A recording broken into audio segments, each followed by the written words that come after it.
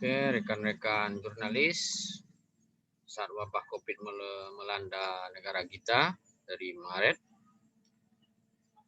lalu seperti apa panduan peliputan COVID ini untuk kalangan jurnalis? Mari kita lihat.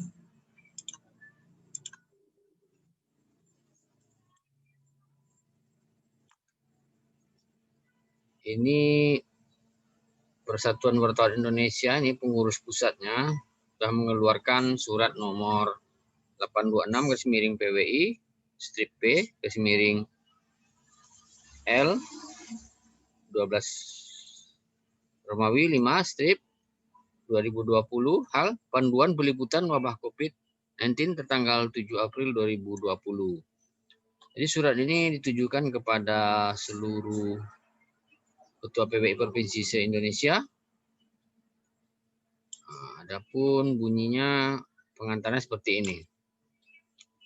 Wabah COVID-19 ini sudah menyebar ke seluruh dunia menjadi epidemi, termasuk ke Indonesia.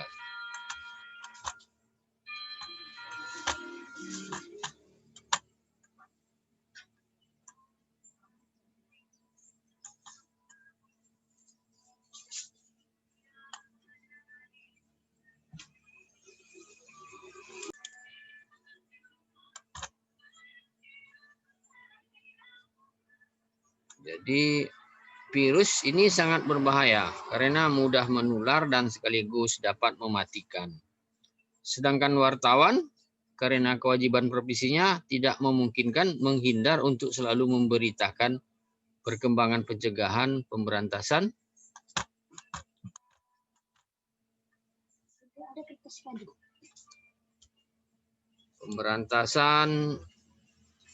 kemudian penyembuhan dan penularan COVID-19 ini.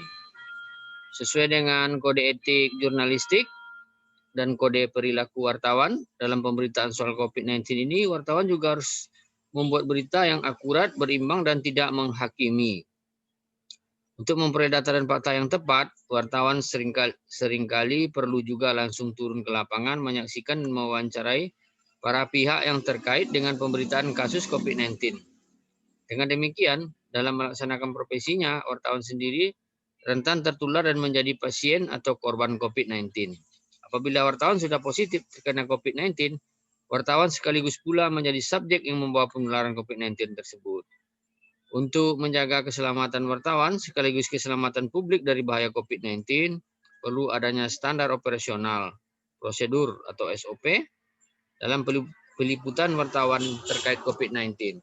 Begitu pula karena wabah COVID-19 ini menimbulkan dampak di hampir semua aspek kehidupan yang sangat luas, wartawan perlu memiliki kesadaran mendalam untuk sangat berhati-hati mewartakannya. Atas dasar itulah panduan peliputan berita COVID-19 ini dibuat.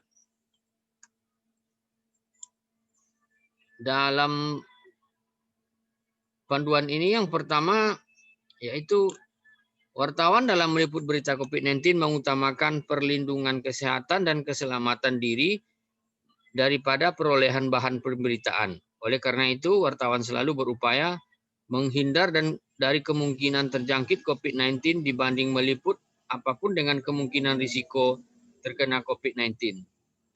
Yang kedua, wartawan sebelum meliput COVID-19 perlu membekali diri dengan pengetahuan soal COVID-19. Peliputan tanpa pengetahuan yang memadai bukan saja membahayakan wartawan yang bersangkutan, tetapi juga membahayakan masyarakat luas. Wartawan yang sedang terjangkit atau menjadi pasien COVID-19 atau sedang dalam status diduga atau dalam pengawasan terkait penyakit COVID-19 tidak melakukan liputan, bahkan tidak masuk kantor perusahaan persnya. Keempat, wartawan ketika meliput di lapangan wajib menggunakan peralatan pelindung kesehatan dan keamanan diri yang memenuhi persyaratan. Wartawan tidak mewawancarai tatap muka langsung dengan penderita COVID-19, tetapi dapat melalui wawancara jarak jauh dengan alat komunikasi seperti telepon genggam atau video conference. Selain lebih dahulu harus mendapat izin dari pasien yang bersangkutan sendiri. Wawancara tersebut perlu pula memperoleh izin khusus dari dokter atau rumah sakit yang merawat atau menangani pasien tersebut. Kemudian yang keenam, wartawan dapat mengutip atau menyiarkan video postingan pasien di media sosial yang tidak mengandung unsur mengerikan, fitnah dan pelanggaran kesusilaan dengan menyebut sumbernya sekaligus memastikan sumber asal video tersebut. Wartawan tidak menyiarkan berita kasus COVID-19 yang belum terverifikasi keakuratannya, serta dengan menyebut jelas waktu kejadian dan sumbernya. Wartawan tidak mewawancarai dan menyebut identitas anak penderita COVID-19. Wartawan juga, jika tidak ada kepentingan publik yang mendesak dan luar biasa, selama COVID-19 masih berlangsung, tidak melakukan liputan langsung ke rumah sakit.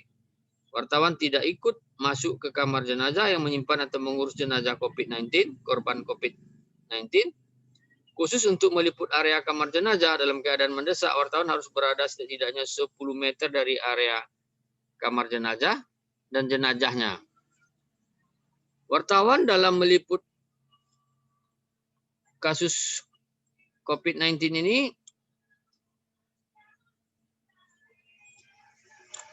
harus mengambil jarak minimal 2 meter dari objek liputan, termasuk jika terpaksa melakukan doorstop kepada narasumber. Yang ke-10, wartawan selama masih tersebarnya wabah COVID-19 tidak menghadiri temu pers, konferensi pers, tatap muka langsung, kecuali yang sangat penting dan mengandung kepentingan publik yang besar dan mendesak.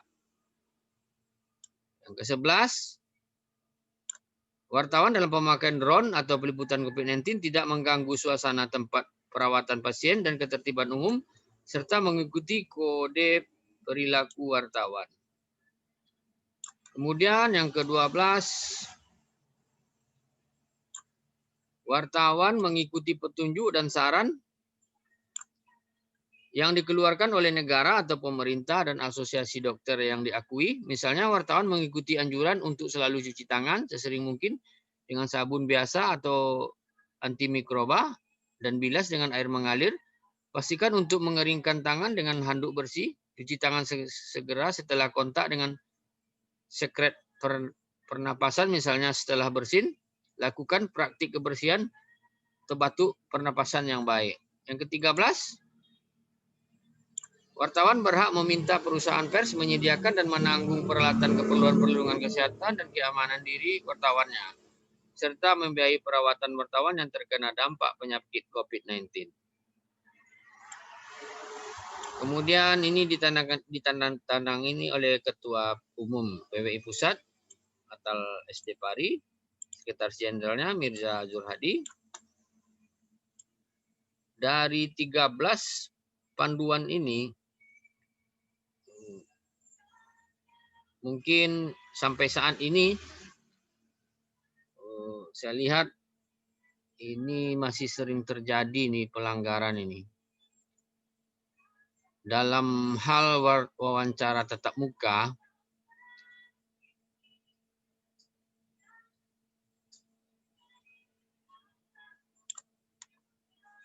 sering masih dilakukan untuk berbagai kegiatan yang tidak penting. Di sini, di poin 5. Wartawan tidak mewawancarai tatap muka langsung dengan penderita COVID-19, tetapi melalui wawancara. Ini sekarang sudah menjadi tren. Pasien COVID-19 itu diwawancara. Jadi kalau memang setelah izin dari pasien, baru bisa kita mewawancaranya. Termasuk izin khusus dari dokter atau rumah sakit yang merawat. Jadi sekarang karena ada program berlomba-lombalah jurnalis sekarang mewawancarai pasien COVID-19, ya mungkin maksudnya untuk perbaikan perilaku manusia agar menjaga kesehatan. Dan terkadang memang wawancara tatap muka ini terjadi sepertinya. Padahal seharusnya ini dilakukan adalah wawancara dapat melalui wawancara jarak jauh saja ini. Jadi sebaiknya ini umpamanya wawancaranya melewat Zoom atau video call. Tapi yang terjadi sekarang adalah wartawan banyak mewawancarai pasien secara langsung meski sama-sama memakai masker. Terkadang mungkin pasien tersebut sudah sembuh, tapi bisa-bisa saja itu juga berbahaya. Maka sebaiknya kita ikuti semua panduan yang sudah dibuat ini. Kalau kita patuhi, mudah-mudahan kita bisa terhindar. Kemudian dalam mengutip atau menyiarkan video postingan pasien di media sosial yang tidak mengandung unsur mengerikan atau fitnah dan pelanggaran kesusilaan dengan menyebut sumbernya, sekaligus memastikan sumber asal video tersebut, wartawan tidak menyiarkan berita kasus COVID yang belum terverifikasi keakuratannya, yang jelas waktu kejadian dan sumbernya. Jadi terkadang pasien juga mengupload kondisinya di saat dia mengalami COVID-19 di media sosial. Dan sering juga ini dikutip, karena di sini dalam pedoman ini boleh mengutip, dapat mengutip dan menyiarkan video postingan pasien di media sosial, ya asalkan ya kita tahu itu memang merupakan pasien yang bersangkutan dan datanya akurat. Dan kemudian untuk di kamar jenazah, ini juga sangat dilarang ini. Kita datang, wartawan meliput, ini sangat dilarang. Jadi kalau bisa, janganlah kita mendatangi kamar jenazah itu. Kadang-kadang karena pengen berita yang bagus, kita mendatangi kamar jenazah penderita COVID, nah itu sangat berbahaya dan sini sudah ada panduannya, sini tidak boleh. Kemudian wartawan selama masih tersebarnya COVID-19 tidak menghadiri temu pers atau konferensi pers tatap muka langsung, kecuali sangat penting dan mengandung kepentingan publik yang sangat besar. Jadi apa yang terjadi sekarang? Sejumlah kegiatan, masyarakat masih berkumpul dan masih terjadi konferensi pers secara tatap muka langsung, itu masih terjadi sekarang. Jadi sebenarnya kawan-kawan wartawan, kita harus patuhi panduan ini. Sebaiknya kalau tidak mengandung kepentingan publik yang besar dan mendesak, sebaiknya kita tidak usah wawancara langsung. Dan intinya kita tidak usah datang ke sebuah acara. Mungkin acaranya tidak penting. Jadi sebaiknya itu tidak usah datang. Karena sekarang masih mewabah ini. Malah tambah banyak, tidak berhenti. Jadi intinya tidak menghadiri temu pers atau konferensi pers tatap muka langsung. Termasuk yang meliput ke berbagai acara-acara yang sekarang masih terus terjadi. Ya sebaiknya kalau tidak penting dan kalau di sini kecuali yang sangat penting dan mengandung kepentingan publik yang besar dan mendesak, kecuali yang sangat penting dan mengandung kepentingan publik yang mendesak. Apa contohnya? Ya kalau ada sebuah kejadian yang memang butuh penyebaran informasi untuk diketahui publik, itu nggak apa-apa. Yang kejadian pokoknya ada kebakaran, ada ya yang menyangkut kepentingan publik yang mendesak tuh, jadi antaranya itu seperti kalau untuk pengesahan APBD bisalah, karena itu mengandung kepentingan publik yang besar dan mendesak itu. Karena kalau pengesahan APBD diam-diam tanpa diketahui publik pun nanti eksesnya kurang baik juga. Pokoknya semua kejadian yang besar, pokoknya ada kecelakaan di tol yang memerlukan investigasi, itu nggak apa-apa. Kalau memang ia mengandung kepentingan publik yang mendesak. Kemudian beberapa pedoman-pedoman lain juga yang harus dipatuhi oleh sang wartawan. Oke, semoga ulasan tentang panduan ini bermanfaat.